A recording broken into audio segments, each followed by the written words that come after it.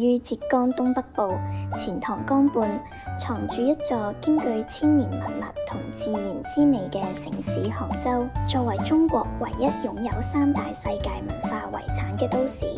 呢度既有江南水鄉嘅溫縣，亦有世界遺產嘅厚重，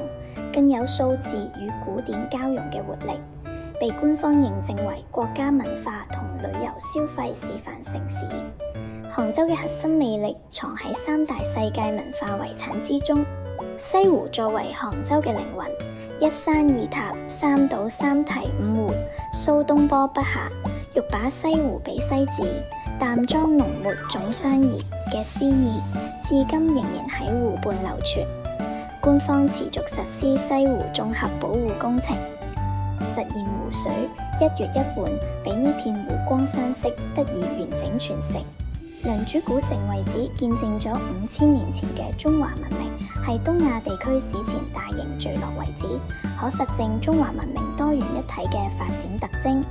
遺址博物館免費開放，可深入了解上古文明嘅神秘面紗。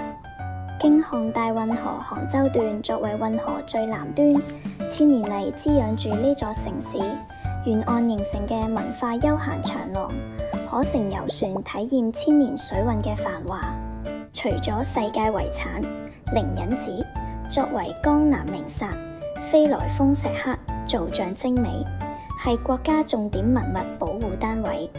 西溪國家濕地公園有杭州之神之稱，水到縱橫，一曲溪流一曲煙嘅意境令人流連忘返。美食方面，官方認證嘅地道杭幫菜有肥而不膩嘅東坡肉、鮮美多汁嘅知味觀小籠包，仲有龍井茶香嘅每一口都係江南之味。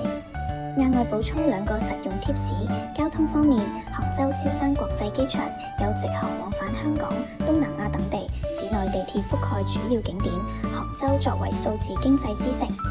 發現杭州小程序提供多語言服務。景區數字大腦可實時查詢下流量，錯峰遊覽更舒適。從5000年前嘅良渚文明，到千年流淌嘅運河與西湖，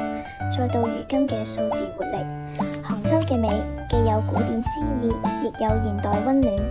如果你中意江南水鄉，熱愛人文與自然，杭州絕對係不容錯過嘅目的地。